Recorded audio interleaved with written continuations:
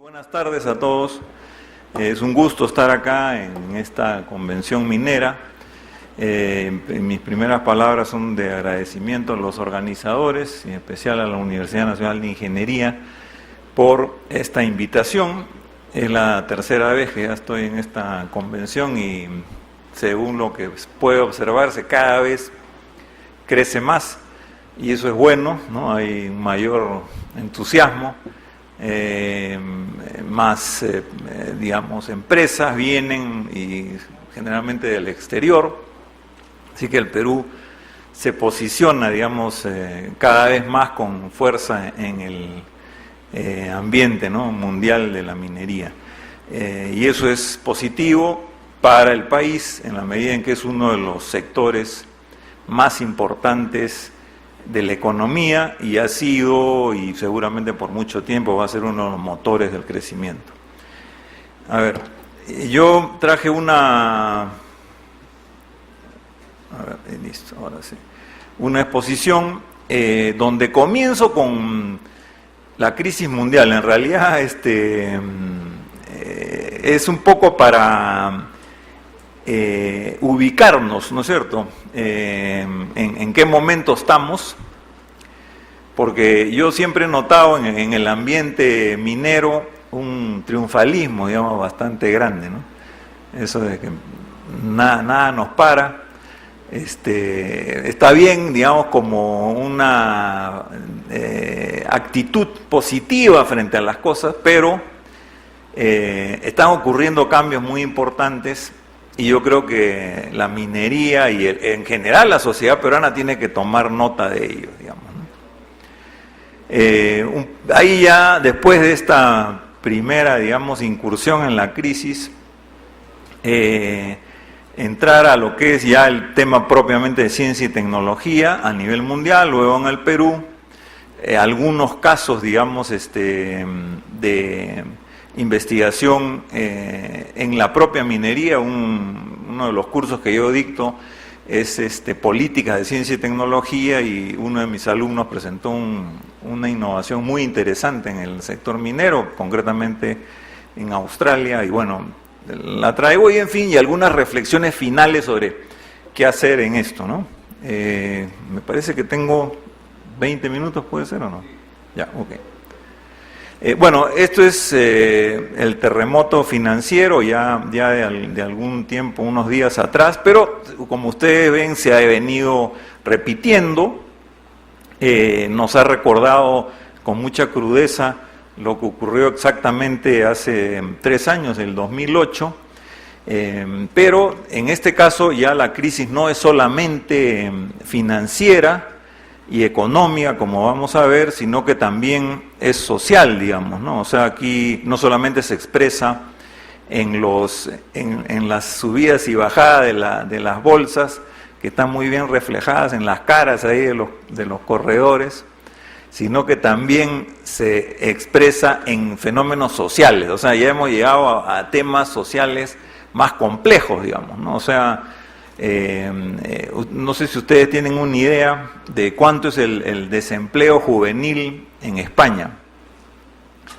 El desempleo global es 21% y el desempleo en la juventud es 43%. O sea, 43%, casi 1 de cada 2 jóvenes españoles no tiene chamba. Obviamente que salgan a la calle no debería sorprendernos, ¿no es cierto? Pero esto no es una situación solamente de España. En Chile también están saliendo a la calle, en este caso por otras razones, cambios en el sector educación, pero me imagino que también tiene que ver porque las perspectivas económicas de ellos no son tan positivas, digamos, ¿no? Y esto, bueno, es lo que a mí por lo menos me chocó, ¿no? Estas fotos que no sé si tuvieron la oportunidad de ver, me recordaron la Segunda Guerra Mundial, digamos, ¿no es cierto? O sea, las últimas veces que se incendiaban edificios en Londres fue en la Segunda Guerra Mundial. Entonces, obviamente estamos ante problemas más de fondo que tendrían que llevarnos a reflexionar a nosotros, que tienen que ver con el modelo de desarrollo, digamos, ¿no? O sea, digamos, actualmente tenemos una polémica entre el pensamiento, digamos, que yo le llamo mainstream, ¿no? Es el convencional, que está planteando pues reducir déficit fiscal, reducir la deuda pública, reducir gastos sociales, reducir el Estado, como este es el pensamiento que viene desde los 80, digamos, ¿no? Algunos le llaman pues el libre mercado, neoliberalismo, es el mainstream. Los keynesianos están planteando, digamos, otras cosas, ¿no? Como aumentar el gasto público, un nuevo paquete de estímulo, regular los mercados, aumentar la presencia del Estado. Es decir, hay una discusión.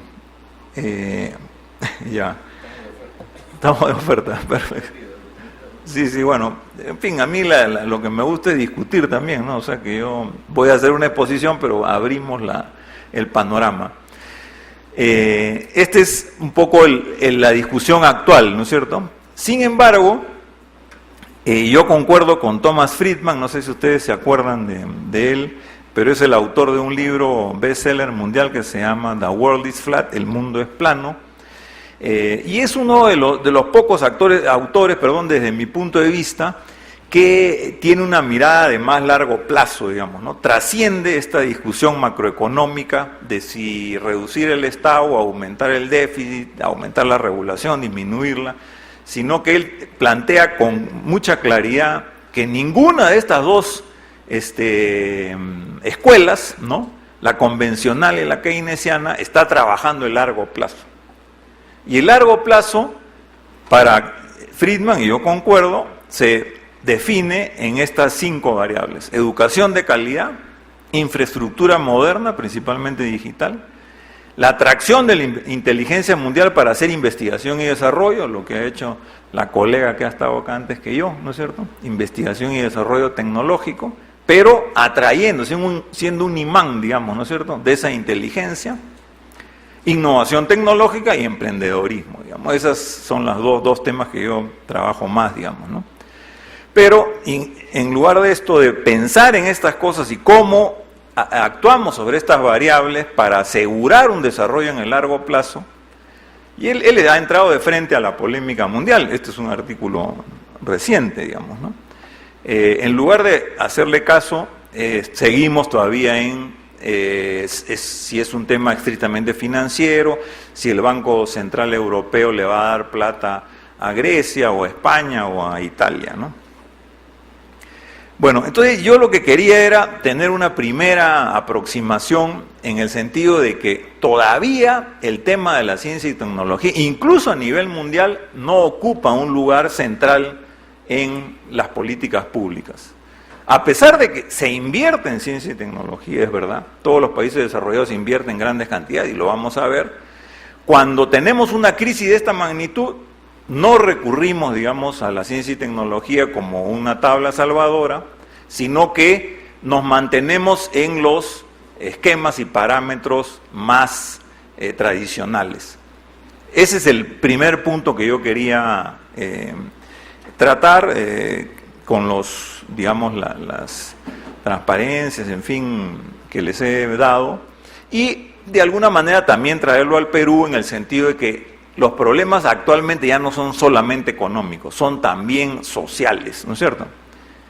El Perú ha logrado, y nadie lo duda, sostenibilidad económica. Es un país económicamente sostenible y es difícil, digamos, disminuir un ritmo de crecimiento relativamente alto para los próximos 5 o 10 años. Pero lo que todavía no se ha logrado es sostenibilidad social. Y esos son los temas que también en Europa, también en otros países del mundo, están reventando, digamos. Entonces no es tampoco que estemos tan solos, ¿no? Y esos son 2 temas. Ahora, eso tiene alguna relación, y eso es lo que yo también quiero exponer ahora, cuál es la relación de la CTI con estos temas de la crisis económica y de los problemas sociales. Bueno, a nivel mundial, ese es el mapa, digamos, que hace la UNESCO. UNESCO es la que se dedica a medir, digamos, la variable más importante en ciencia y tecnología es la inversión en investigación y desarrollo, tanto del sector público como del sector privado. Y como pueden ver ustedes en el mapa, ahí, digamos, está, mientras más amarillito claro, es mayor gasto, ¿no? Más del 2% del PBI. Luego van veniendo los países que tienen menos inversión, y sale naranja claro, naranja más oscuro, rojito, y al final pues ya un guinda, ¿no es cierto?, medio marrón, ¿no? Que son los que menos invierten en investigación y desarrollo. La zona gris es los países que no tienen información. Bueno, desgraciadamente estamos en los últimos, en el club de los últimos. Los que menos invierten en investigación y desarrollo, y como ven ustedes, los que más invierten son América del Norte, Europa, Australia. China está en una posición intermedia. En nuestro continente, Brasil, digamos, ¿no?, de los que más invierten, aunque también están por ahí Chile y Argentina y México, ¿no? Acá hay, digamos, ya individualizado, el país que más invierte en el mundo es Israel, 4 punto algo por ciento del PBI, es el más alto, pero también hay otros países relativamente pequeños, ¿no?, como Finlandia, digamos, países europeos, que invierten también mucho. O sea, no es solamente un atributo de los países más grandes, o sea, países pequeños. En el Asia, Corea, ¿no?, es uno de los que también más invierte, y en América Latina, como vimos, Brasil, ¿no? Sin embargo, de todos los cuadros que yo he visto, las cifras, uno de los que más me impresionó fue esta que la saqué de un informe del National Science Foundation de Estados Unidos, y no es tanto cuál es la cantidad de inversión en relación al PBI, sino cuánto se incrementa cada año la inversión. Y miren ustedes, ¿cuál es el país que más incrementa cada año la inversión? China. 22% anual, es una barbaridad, ¿no es cierto? Porque China crece al 10% anual su PBI, pero el incremento de la inversión en investigación y desarrollo es más del doble de su crecimiento del PBI. ¿Tendrá esto que ver con el alto crecimiento de su economía? Yo creo que sí, ¿no? Hay casi una relación directa. Hace algunos años, cuando yo leía, porque a mí me gusta seguir el caso chino, leía la literatura y se estimaba que China iba a superar a Estados Unidos en cuanto a tamaño de la economía, el PBI, crecimiento del PBI, dentro de 20, 25 años. Esto ha sido revisado anteriormente, hace poco tiempo, a raíz de la crisis y del mantenimiento del alto crecimiento chino. Y había un informe del Fondo Monetario. ¿Cuántos años creen que es la nueva cifra, digamos, estimada para superar a Estados Unidos? 10, 5 años. En 5 años se va a hacer la economía número 1, ¿no es cierto? Eso obviamente cambia el panorama económico, político, mundial, digamos, ¿no es cierto? Hasta ahora China pues se lleva muy bien con Estados Unidos, en los organismos internacionales casi pues es un país, parece un país pequeño, seguidista, ¿no?, de lo que digan Estados Unidos. Como buenos orientales pues tienen una filosofía de perfil bajo, no son aspavientosos, ¿no es cierto? Pero en la medida en que esto ya comienza a hacerse realidad, yo creo que van a comenzar a elevar, digamos, el nivel de sus discursos y probablemente exigencias y planteamientos. Bueno, pero no solamente China está en ese camino, digamos, ¿no? Muchos otros países asiáticos, incluyendo la India, ¿no?, Corea del Sur, Taiwán y otros, están también con altísimas tasas de inversión. Mucho más altas que Estados Unidos y Europa, que se mantienen en un 5%. Ya en términos absolutos, hace rato que China ha pasado, digamos, a los países desarrollados, y miren la curva, digamos, del cuadro de la izquierda, en número de ingenieros y científicos, digamos, ¿no? Es interesante, antes se contabilizaba de una manera diferente, en cuadros separados, el número de científicos y el número de ingenieros. Ahora se les ha juntado. Esto es una convención mundial, digamos, ¿no? Y ahí salen en los informes. Y tiene cierto sentido porque, digamos, los científicos son los que investigan, llegan a digamos, descubrir nuevas cosas, a desarrollar nuevos productos, aleaciones, servicios, pero quien los lleva a la práctica son los ingenieros. Entonces, hay un vínculo, digamos, si el invento se queda en el laboratorio, no tiene ningún efecto económico. Cuando pasa la producción es que ahí tiene el efecto económico, ya sea a nivel empresarial, del país o regional. Entonces, este vínculo que se ha hecho, digamos, a nivel estadístico, también se da en la realidad. Una alianza o cercanía de científicos e ingenieros. Y el cuadro de la derecha ya es digamos, el crecimiento en el número de investigadores, donde nuevamente China tiene, digamos, los mayores crecimientos, ¿no? Bueno, este es ya, incluso antes de esta predicción del Fondo Monetario, Goldman Sachs, que es uno de los bancos de inversión de Nueva York, había hecho en el 2007 esta proyección al 2050. Entonces resulta que en el 2050 la economía número uno, pero no por poquito, sino casi el doble, va a ser China. La economía número dos, casi empatado con la India, es Estados Unidos, o sea, la India y Estados Unidos. Y, para sorpresa de muchos, en tercer lugar viene nuestro vecino Brasil y luego México. O sea, dentro de las 5 potencias más grandes hay 2 sudamericanos, ¿no? Latinoamericanos, porque México estrictamente no es ¿no es cierto? Latinoamericanos. O sea, lo que era pues el patio trasero, las últimas ruedas del coche, etcétera, etcétera, ha cambiado. O sea, en primer lugar con el ascenso de China e India, y acá lo vemos con el ascenso de Brasil y México, ¿no? Esto va a generar grandes cambios, digamos, obviamente. Los que eran las potencias mundiales en el siglo XIX, Inglaterra, Alemania, Francia, ya están desapareciendo, digamos, del mapa, digamos, un poquito más, lo estiras unos años más y ya no aparecen. Bueno, obviamente está la Unión Europea, que es una forma de juntarse y hacer fuerza. Algo similar yo creo que debe pasar en América Latina, ¿no? O sea, Brasil creo que lo tiene claro.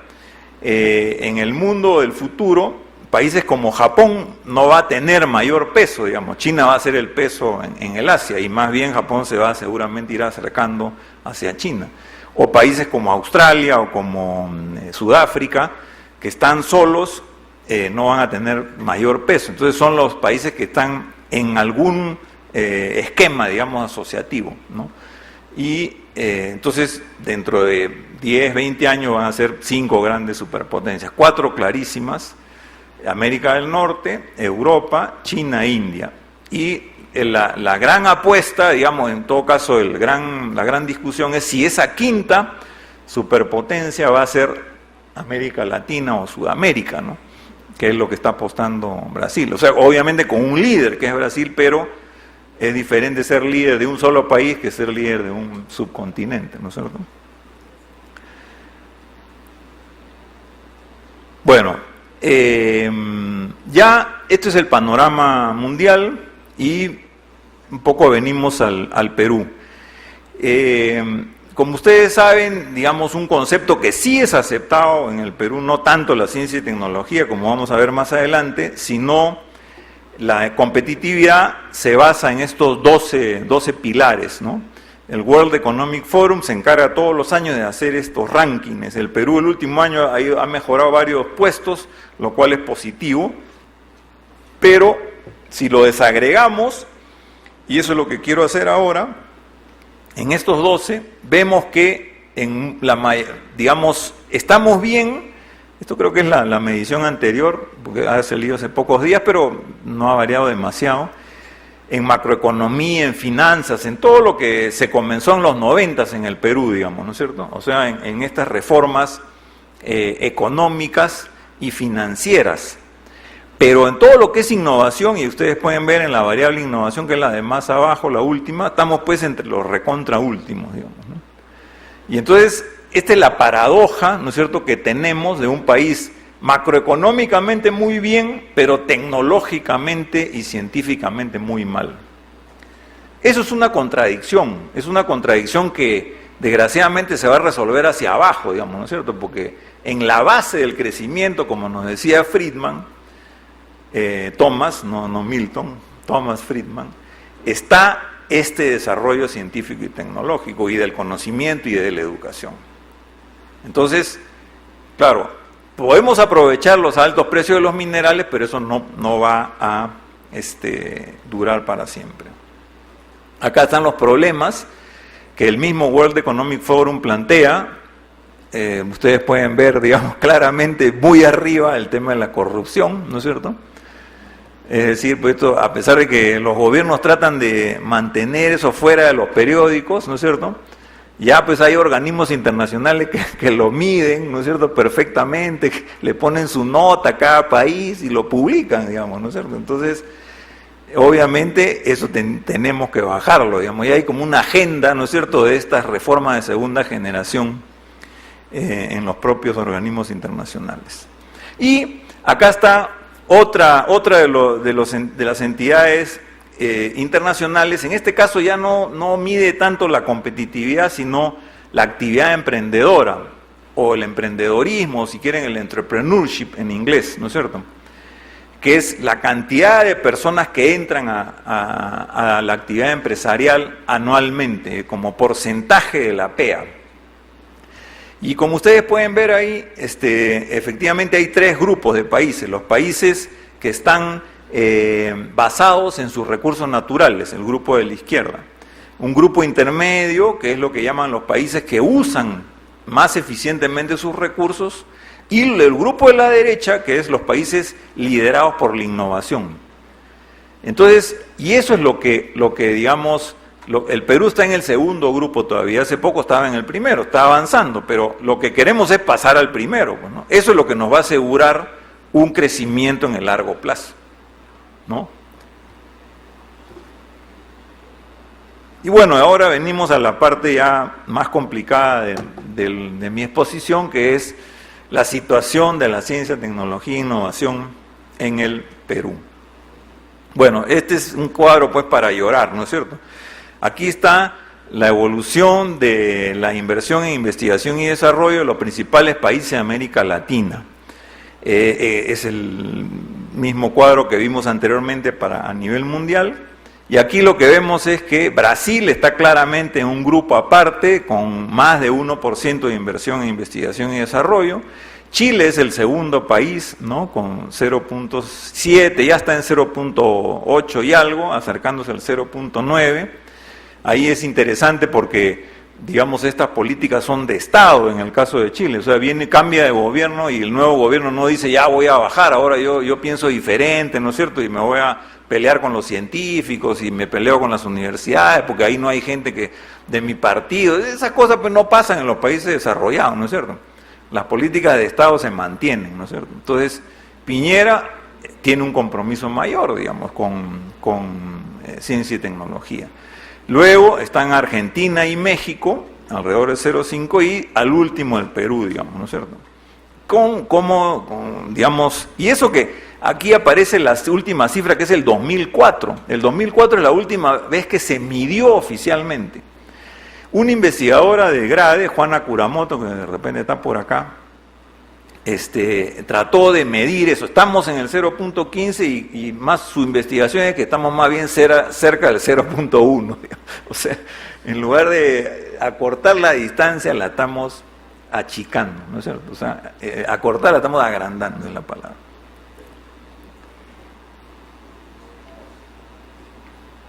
Y por supuesto, esto se refleja también en los otros indicadores de la ciencia y tecnología, principalmente en patentes, es uno de los grandes indicadores. Cuántas patentes, cuántas solicitudes de patentes se presentan, y vemos pues que el Perú está pues realmente muy, muy abajo, y las pocas que se presentan lo hacen las empresas transnacionales ubicadas en el Perú, es decir, la actividad de las empresas nacionales es mínima en materia de ciencia y tecnología. y también producción científica, en este caso papers, documentos, investigaciones. Esto también se mide, o sea, hay organismos que miden, que se encargan de esto. En este caso es un organismo iberoamericano. Ahora ya ha incluido España y Portugal, y nuevamente estamos pues ahí entre los últimos, o sea, países muy pequeños, ¿no es cierto?, como Cuba, incluso que tiene pues toda la crisis que tenga, tiene más papers y más documentos y más investigaciones que nosotros. No corresponde, ¿no es cierto?, a este triunfalismo macroeconómico, digamos, ¿no es cierto? Y esto es un cuadro que trajo Michael Porter para el CADE anterior, y ahí, digamos, esto es un indicador que él ha diseñado, que es por el número de patentes, hace un círculo que más o menos el volumen del círculo indica la actividad innovadora, digamos, o sea, o en patentamiento. Y vemos pues, tienen, digamos, círculos grandes, India, China, no estamos, aquí no hay ningún país desarrollado, todos son en desarrollo, digamos, ¿no es cierto? Y bueno, Chile, Brasil, todos aparecen ahí con sus circulitos, más grandes, más chiquitos, pero ahí están. Y en el caso del Perú casi es un puntito nomás, ¿no es cierto? ¿No? Y esto es lo que, ¿se acuerdan cuando vino Porter antes del CADE y dijo más o menos lo mismo? Se le fueron todos encima, ¿no es cierto? ¿Para qué vienes? Estás negativo, etcétera, etcétera. Cuando en realidad un científico, su función es decir la verdad, ¿no es cierto? Y a nadie está ofendiendo diciendo la verdad, al contrario, uno debería estar agradecido y decir, mira, oye, ustedes están con estas debilidades.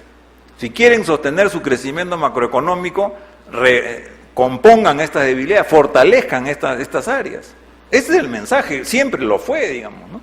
Pero en el gobierno anterior no le gustaban las críticas, digamos, ¿no? Felizmente espero que este gobierno sí sea más permeable, ¿no?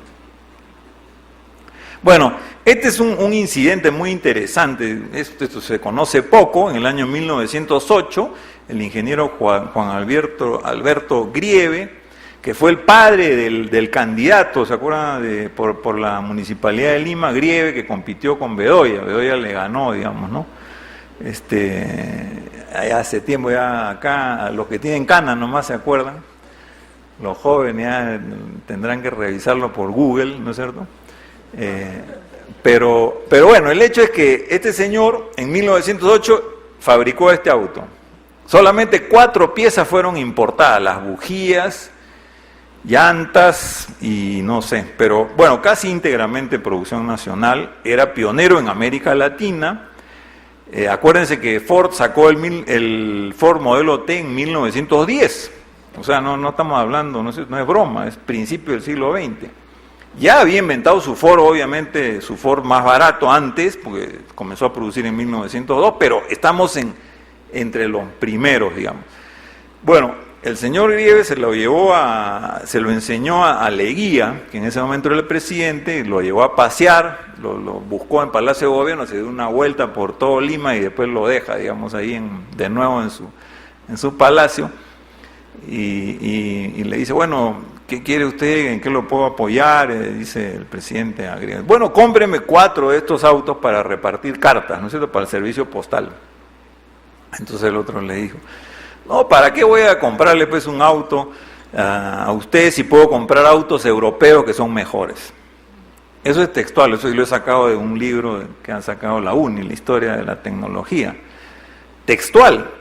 Y ese nivel de pensamiento desgraciadamente sigue hasta hoy día. O sea, todavía pensamos nosotros que lo extranjero es mejor, digamos. Ha habido otros incidentes históricos, ¿no? En el 95, cuando Sotan Nadal, que era rector de la UNI, fue a pedir me parece que el ministro de Economía, para tener un presupuesto para mejorar los laboratorios. Entonces le dijo el ministro, no, esos laboratorios, hazte un museo, pues que la gente vaya a ver, digamos, así, o sea, esto se ha ido sucediendo, esto no lo he inventado yo, todos son hechos históricos documentados, ¿no es cierto? Como hace poco, cuando hubo una reunión de científicos y tecnólogos en el Perú, estaba el presidente del CONCITEC, Benjamín Martí Corena, vinieron ministros de Brasil, pues porque ahí tienen ministerios, etcétera, y el primer ministro de ese momento, si quieren no digo el nombre, digo el pecado, pero no pecador, fue y le dijo, bueno, yo creo que esto de ciencia y tecnología no es importante para el Perú, tenemos otras prioridades. Así, en su cara pelada, se lo dijo a todos los ministros de ciencia y tecnología de otros países. Y por supuesto Martí Correa no sabía dónde meterse. Los argumentos que se han dado, ¿no es cierto?, para no apoyar a la ciencia y tecnología, es que los países desarrollados son los que se encargan de que avance, digamos. Los nuevos conocimientos están allá. Nuestra función es traerlos acá, ¿no es cierto?, transferir tecnología. El segundo argumento es que la prioridad del Perú es la pobreza, y no hay, estos son lujos, ¿no es cierto?, asiáticos que no podemos darnos en un momento tan difícil. Se usa ese argumento, ese fue el argumento que utilizó Kuczynski, ya lo voy a decir, ¿no es cierto?, en esa reunión, que el Perú era muy pobre como para dedicarse a invertir en esto. Luego, el otro argumento que se usa bastante es que las universidades y centros de investigación no tienen los conocimientos para hacer investigación de punta. Entonces, ¿para qué van a tirar la plata, no es cierto?, en gente que no tiene el nivel? Eso también se usa. Y el último, que más se ha usado, digamos, a partir de los 90s, es que no hay una demanda por parte de las empresas de investigaciones y nuevos productos, ¿no? Entonces, no se requiere investigación. Si el mercado no lo pide, no existe, ¿no es cierto? ¿Le suena esa ideología o no? Porque eso ya es una ideología, ¿no? Solo el mercado salvará al mundo, todo lo que está fuera del mercado no existe, ¿no es cierto? Entonces, si el mercado no me está pidiendo investigaciones, no será necesario, ¿no es cierto? Es un argumento que también lo hemos escuchado, ¿no? Este es el caso que les comenté, que un alumno mío, Mario Cedrón, que en realidad pues ya creo que más o menos de mi edad, no crean que es alumno recién cachimbo, sino ya él mismo es profesor e investigador, presentó un caso súper interesante de la minería en Australia, que es que las jornadas de trabajo son largas, el manejo, cada camión, digamos, en minería pues es cada vez más costoso, digamos, ¿no? Y se lo están entregando a una persona, digamos, no sé cuántos millones, creo que ahí aparece cuánto cuesta. Entonces, cualquier accidente que ocurra en ese camión es pues onerosísimo, ¿no es cierto? O sea, y por lo tanto ellos tratan por todos los medios de evitar eso. Y por supuesto uno va a la minería y ve pues todo bien señalizado, ¿no es cierto? Hay gente con sus banderitas, etcétera, pero dieron un paso más, digamos. En el caso de Australia, se monitorean los equipos, en fin, hay toda una serie de innovaciones, porque estas son innovaciones, ¿no es cierto?, para sacarle el máximo provecho a inversiones tan altas, ¿no? Pero, de todas maneras, siempre había el factor humano, digamos, el chofer podía dormir, se podía cansar, se podía chocar, y eso no había manera, pues, de controlarlo electrónicamente ni nada. Entonces, en Australia sacaron un casco, un gorro medidor de fatiga, o sea que es un gorro que tiene pues sensores, ¿no es cierto?, y mide cuando el chofer está fatigado. No es que, porque de repente un chofer puede estar trabajando 10 horas y no está fatigado, está tranquilo, pero si se ha mandado una fiesta, ¿no es cierto?, o ha tenido una discusión con su mujer, no sé, viene ya cruzado, ¿no?, y ese pata va a chocar probablemente, y eso aparece ahí, o sea, es una innovación bien interesante, ¿no?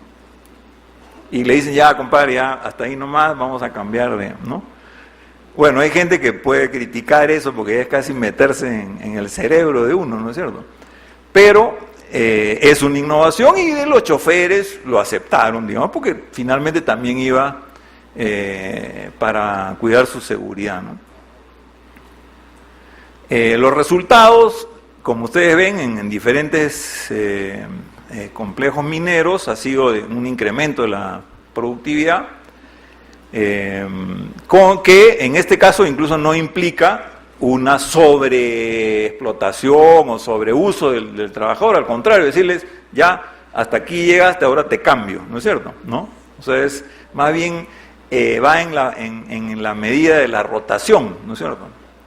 Pero es una solución y la solución tiene resultados. Es una innovación bien compleja porque hasta ahora ellos obviamente tampoco difunden tanto esta innovación de cómo llegan a medir la fatiga, digamos, ¿no? O sea, obviamente no debe ser fácil, ¿no? Y bueno, ya, digamos, entrando a las propuestas para el Perú, y al final me van a permitir hacer una reflexión sobre la minería, bueno, y a este nivel de propuestas, pero antes de entrar a las propuestas, miren, la minería, así como en el caso de Australia y de todos, tiene una alta tecnología, eso es evidente. Y siempre está tratando de estar en el uso de las últimas tecnologías. Y las empresas están muy al tanto de lo que se está desarrollando en otros países. Crecientemente, las empresas están haciendo investigaciones, como el caso que acabamos de ver, ¿no es cierto? O sea, propias para responder a preguntas que no tienen otros países, problemas particulares, digamos, del Perú y la minería en el Perú. Y yo creo que eso va a ser una tendencia también en aumento. El problema está, y por eso es que hacía la reflexión de la primera parte, que muchas veces estos avances y este desarrollo tecnológico se queda en el sector minero.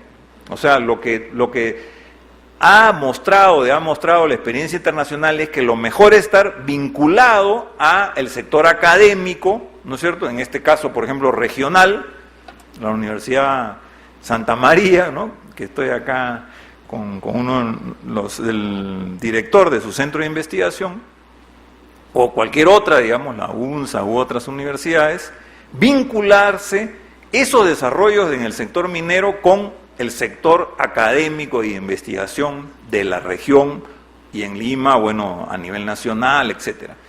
Ese un poco sería el mensaje, digamos, ¿no es cierto?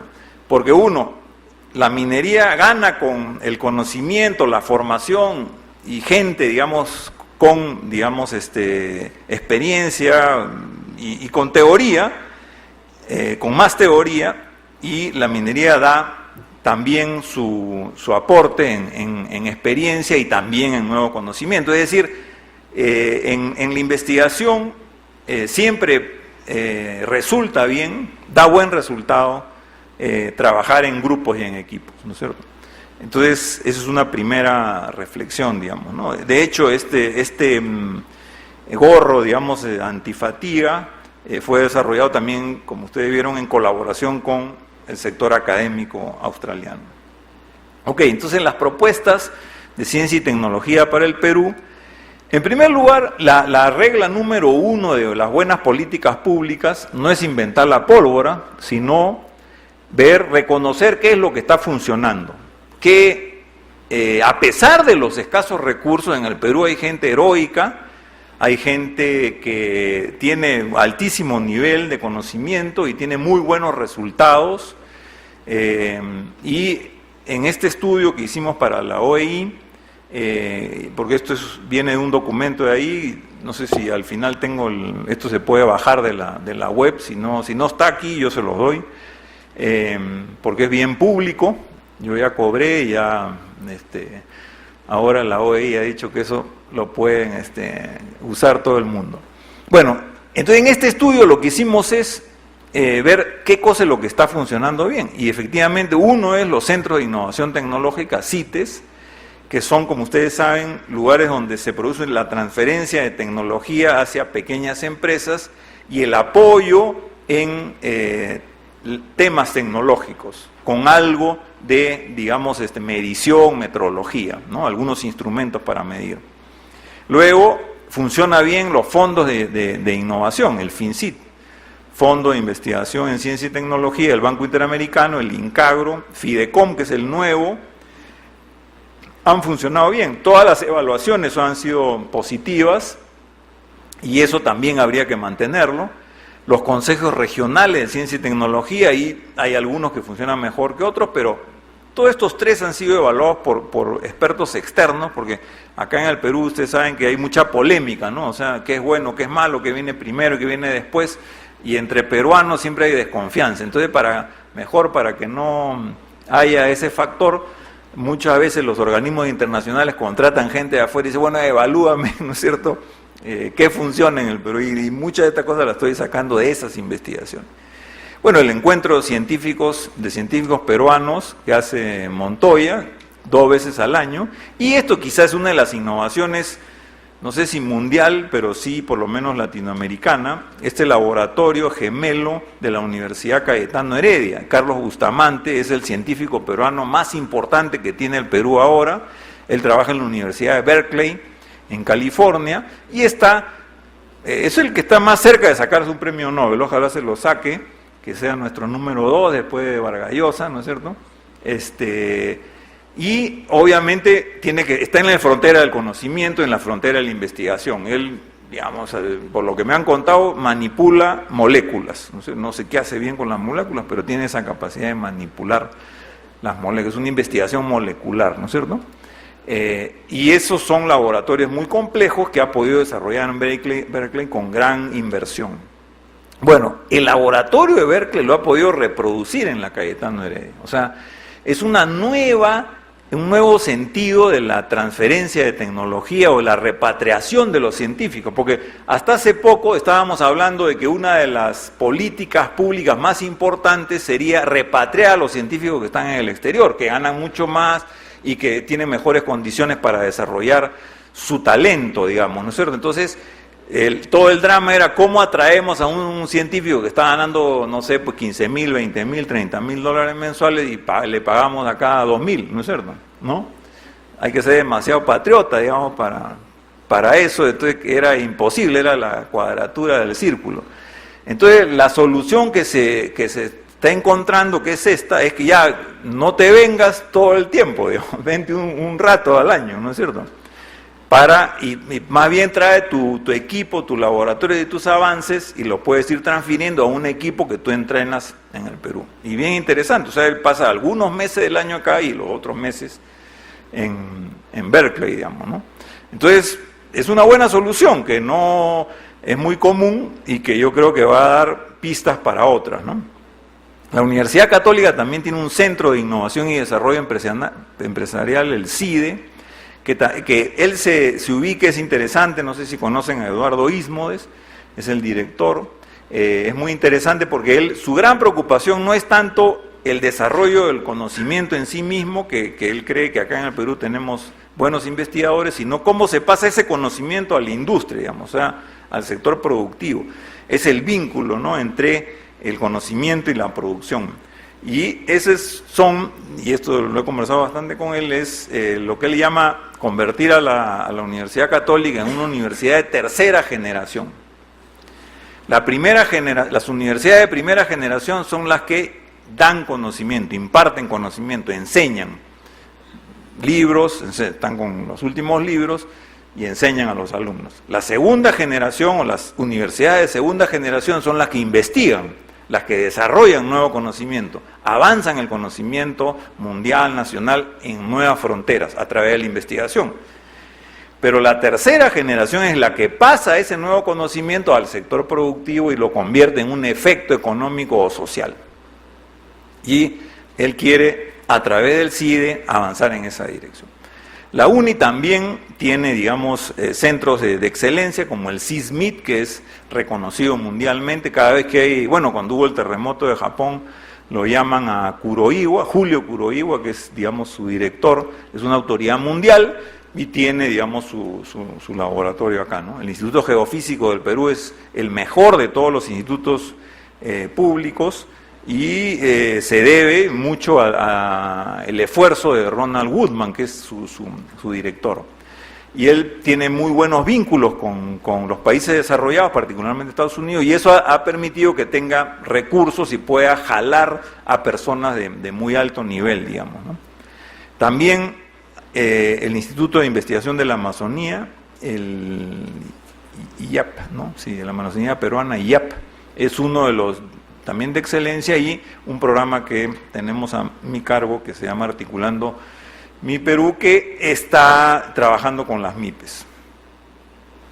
Hay un Plan Nacional de Ciencia y Tecnología que se elaboró en el año 2006, en la época de Martí Corena, donde se orienta, digamos, el sector científico hacia lograr innovaciones tecnológicas en las empresas, es decir, no quedarse encerrado en sí mismo, como a veces ocurría en el pasado, una especie de torre de cristal, ¿no es cierto?, y no se relaciona con el sector productivo. O sea que el conjunto del sector de investigación tiene que vincularse con el mundo empresarial, fortalecer la propia investigación científica y tecnológica, mejorar las capacidades de los recursos humanos y finalmente fortalecer la articulación entre todos los miembros del sistema. Las áreas prioritarias, esto es interesante de la investigación, esto obviamente cualquier país del mundo, ya sea desarrollado o no, rico o pobre, nunca van a alcanzar los recursos, digamos. Siempre va a haber una cierta escasez de recursos y por lo tanto la priorización es fundamental. En el caso del Perú se ha llegado a un cierto consenso, la verdad que no hay mayor discusión sobre esto, que las 5 áreas prioritarias para invertir en investigación y desarrollo son biotecnologías, esto por obvias razones, el Perú es una potencia mundial en la biodiversidad, es decir, ya tenemos el objeto de investigación presente, ¿no es cierto?, lo que nos falta es el conocimiento y la tecnología que se asienta sobre esa realidad, pero tenemos el objeto para investigarlo. En segundo lugar, las TICs, que no estamos obviamente muy avanzados acá, aunque yo siempre cuento la anécdota que todos los años viene un alto ejecutivo de Intel al Perú y se reúne con los muchachos de la Universidad de Ingeniería y con todos los que fabrican instrumentos en Wilson, digamos. Ustedes saben que en Wilson hay un clúster, ¿no es cierto?, de computación. Y ellos ensamblan computadoras y le ponen el chip Intel, ¿no es cierto? O sea que es un comprador fuerte, digamos, no sé, está en el mapa, ¿no es cierto? Y esa interacción es muy interesante. Entonces, algo se está haciendo, pero sobre todo, el costo de innovación en las TICs es muy bajo. Si no, pregúntenle a Mark Zuckerberg, ¿no?, que es el de Facebook, ¿no? ¿Cuánto le costó hacer Facebook? Creo que $0, ¿no es cierto? Entonces, puro cerebro nomás. Entonces, siempre está latente, digamos, que con puro talento se pueda innovar en el campo de las TICs. De hecho, Arequipa creo que ha, ¿no es cierto?, planteado como su campo de especialización las TICs en el Perú, ¿no?, y tiene recursos del CONCITEC para hacerlo. Vamos a ver en los próximos años si le ganan a Facebook, digamos, en hacer un software amigable. Nanotecnología, el tercero, que yo dije, pucha, esto ya parece demasiado esotérico, pero para mi sorpresa, cuando ya comencé a investigar un poco, sí se hace nanotecnología en el Perú, en la UNI y otras universidades, y también es algo como que recién está pensando a nivel mundial y por lo tanto uno no llega tan tarde, digamos, ¿no es cierto?, al partidor, ¿no? Que, por ejemplo, si me dijeran, bueno, el Perú se va a dedicar a energía nuclear, ¿no es cierto?, con la disculpa de Modesto Montoya, bueno, ahí estamos recontra atrasados, o digamos, ciencia aeroespacial, ¿no es cierto? Sí me parecería ahí sí un poco fuera de, ¿no?, gastar un poco de más plata en algo que quizás no tenga tantos resultados, pero nanotecnología tiene cierto sentido. Ciencia de los materiales y energías renovables, que ya son más convencionales.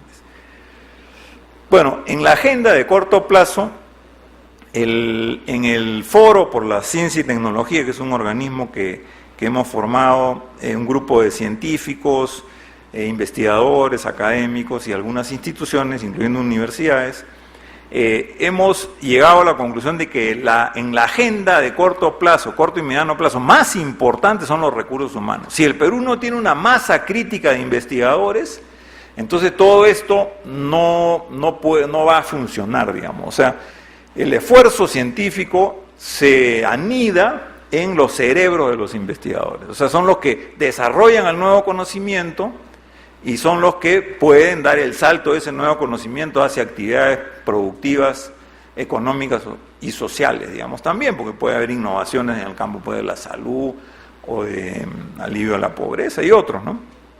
Ahora, en el corto plazo es muy difícil tener investigadores porque hay que formarlos, ya tenemos algunos, pero aquí se propone becas para investigadores peruanos, ¿no es cierto?, que están aquí, que están formándose y becarlos en programas de doctorado en el Perú, becarlos en el extranjero.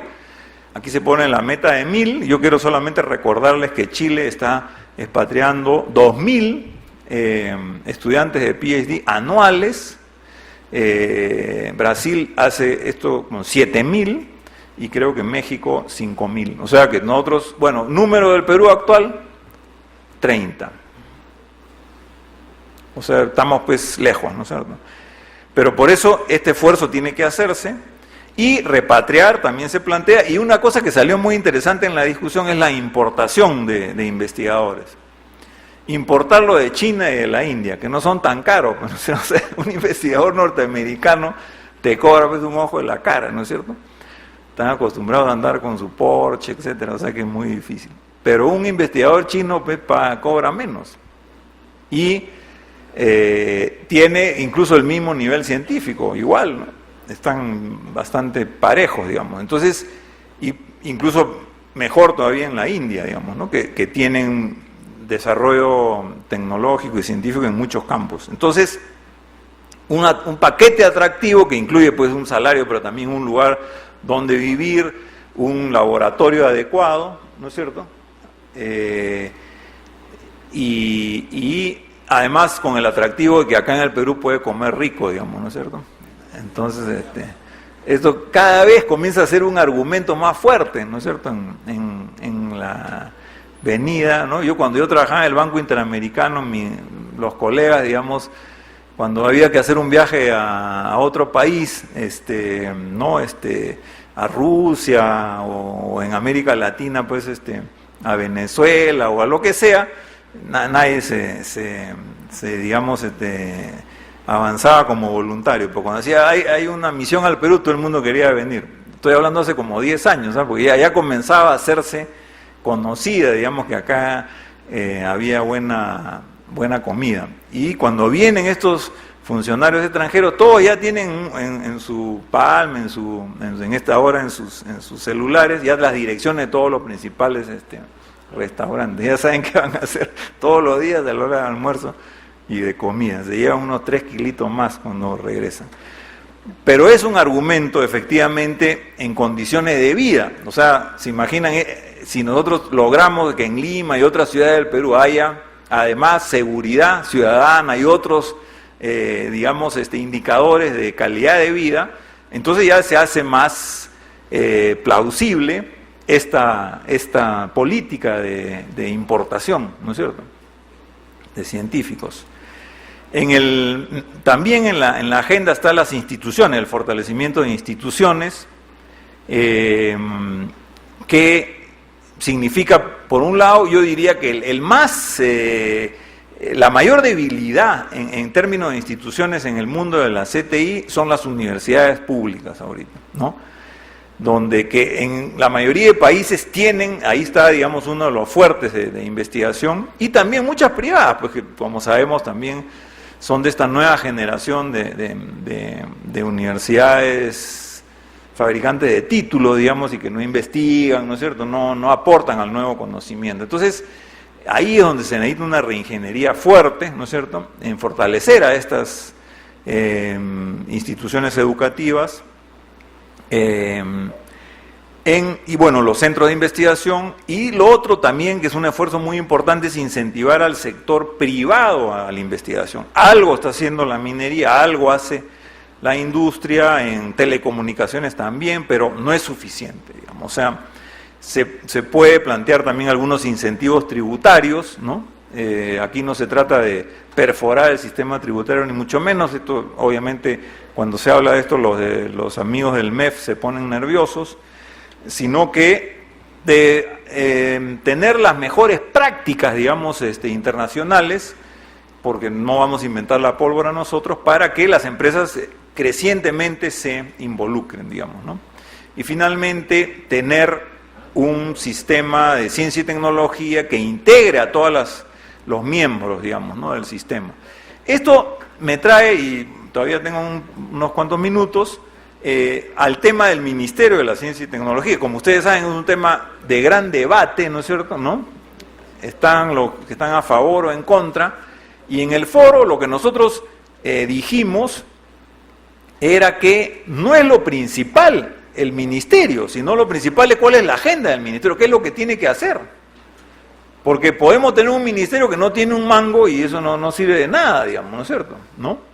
O sea, mucho más importantes son los recursos, mucho más importantes son los investigadores, la masa crítica. ¿Para qué queremos un ministerio? Para hacer esto. O sea, la agenda es lo importante, ¿no es cierto?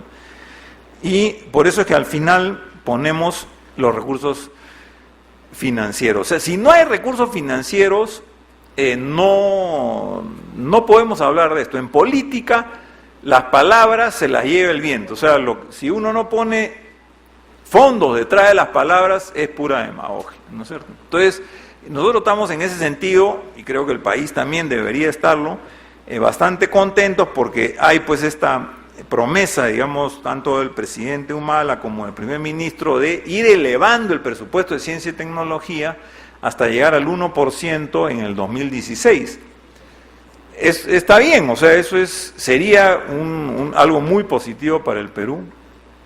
Y nosotros por eso estábamos pensando en un incremento de 200 millones anuales cada año para llegar a ese 1%. Ya lo habíamos medido cuánto significaba y en el foro hemos hecho incluso una estimación de los principales programas, con cuánto se podría invertir en cada uno de ellos. Bueno, ahí está el libro, como les dije. Los que quieren lo pueden bajar de la página de la OI, en el que está el grueso de esta exposición. No está pues la parte de los indignados de España, eso ya es una cosa nueva, pero porque a mí me gusta poner algún ají, digamos, ¿no es cierto?, acá exposición con algo más reciente. Termino diciendo que es una gran oportunidad para que la minería amplíe sus vínculos con la sociedad. O sea, ahorita, digamos, el gran vínculo de la minería con la sociedad es la responsabilidad social, o sea, los programas sociales. Y lo cual está bien, se están haciendo y eso está significando que haya una población, las comunidades vecinas, que vean con buenos ojos a la minería, se beneficien con su presencia y se desarrollen. Pero también pueden vincularse en el tema de ciencia y tecnología, en temas de investigaciones, con las universidades locales, poniendo agendas comunes, digamos. O sea, no se trata que la minería financie algo completamente ajeno a lo suyo, ¿no? Cosas de agua, ¿no es cierto? O bueno, los propios minerales, temas ambientales, o sea, hay un montón de temas que son de interés estratégico, digamos, para la minería y también son de interés para la región y para las universidades. Entonces se puede hacer una agenda común, se pueden gastar algunos recursos, pero yo creo que son bien gastados, como es la filosofía que hay en los países desarrollados. Cada dólar invertido en ciencia y tecnología lo recuperan en actividades económicas más competitivas, ¿no es cierto?, y en poder militar, en fin, económico, ¿no? Entonces, yo creo que eso sería una idea y ese un poco es mi mensaje final, ¿no? Que considerar este sector y el tema de la ciencia y tecnología como una oportunidad para establecer vínculos entre la minería y la sociedad peruana y concretamente el sector académico. Creo que aquí ya me quedo. Muchas gracias.